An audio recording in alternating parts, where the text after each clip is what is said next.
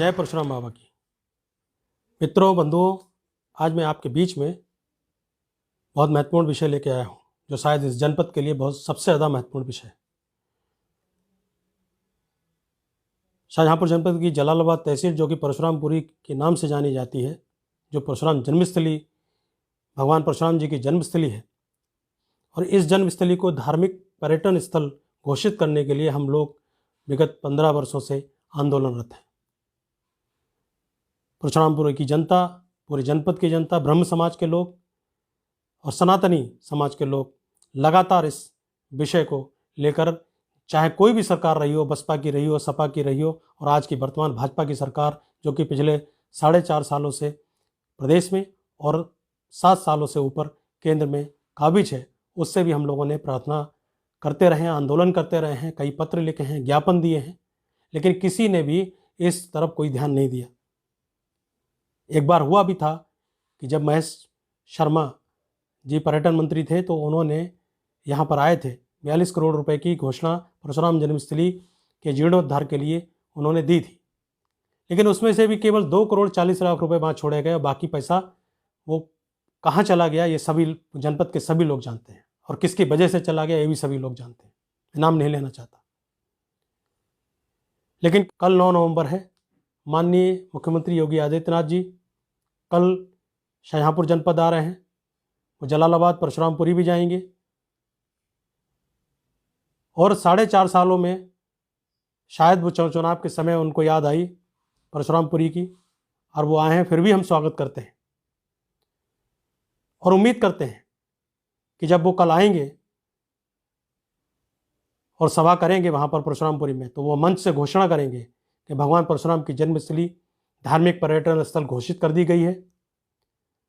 वो ये घोषणा करेंगे कि परशुराम जन्मस्थली को उन 15 स्थानों के साथ, अयोध्या से लेकर, बनारस से लेकर, इलाहाबाद से लेकर, चित्रकूट से लेकर और दक्षिण में रामेश्वरम तक, जो भी 15 स्थान रामायण सर्किट में शामिल किए गए हैं अयोध्या मंदिर के निर्माण के साथ साथ, उसमें 16वां नाम भगवान परशुराम की जन्मस्थली परशुरामपुरी जलालाबाद का भी होगा। ये घोषणा करेंगे कल। तब तो हम मानेंगे कि वो जो आ रहे हैं वो निश्चित है भगवान परशुराम जी की वजह से आ रहे हैं, उन सनातनियों की वजह से, भक्तों की वजह से आ रहे हैं, जिनकी भगवान परशुराम में आस्था है, उनकी वजह से आ रहे हैं। या फिर अगर ये घोषणा नहीं होती तो ये समझा जाएगा केवल क्योंकि चुनाव आ गए हैं, चुनाव में ब्राह्मण समाज के वोट लेने हैं, सारी पार्टियां ये प्रयास कर रही हैं ब्राह्मण समाज के वोट लेने के लिए, तो वो भी शायद इसलिए आ रहे हैं। और यहाँ के जो मंत्री हैं, 3 यहाँ के जो जनप्रतिनिधि हैं, पिछले 4.5 सालों से उनको कभी याद नहीं आई परशुराम जन्मस्थली की, और हमें उनसे उम्मीद भी नहीं है कि वो परशुराम जन्मस्थली के विषय में कुछ सोचेंगे भी। लेकिन हाँ, हमें योगी आदित्यनाथ जी से उम्मीद है, और इस सरकार की वो आखिरी उम्मीद है कि शायद जनता की आस्था से जुड़े इस मुद्दे को वो समझेंगे और इस मुद्दे पर तुरंत कार्रवाई करेंगे, मांग को स्वीकार करेंगे, और जलालाबाद को धार्मिक पर्यटन स्थल घोषित करेंगे, परशुरामपुरी बनाएंगे, और साथ ही साथ परशुराम जन्मस्थली को रामायण सर्किट में भी शामिल करेंगे, उन 15 दिव्य स्थानों के साथ जहां प्रभु श्री राम के चरण गिरे थे। और मैं सभी ब्रह्म समाज के लोगों से, ब्राह्मण संगठनों से भी मैं कहना चाहता हूं कि आप इसी राग द्वेष छोड़कर इस मुद्दे के लिए एकजुट हो जाएं। सभी सनातनियों से मैं प्रार्थना करना चाहता हूं कि इस मुद्दे पर एकजुट हो जाएं। मैं उन सभी भाजपा के, आरएसएस के लोगों से भी प्रार्थना करना चाहता हूं जो हिंदुत्व की बात करते हैं, इस मुद्दे को अपने नेताओं से, अपने जनप्रतिनिधियों से जोर शोर से कहना शुरू कर दें कि इस मुद्दे को आपको इसी सरकार में रहते रहते पूरा करना है।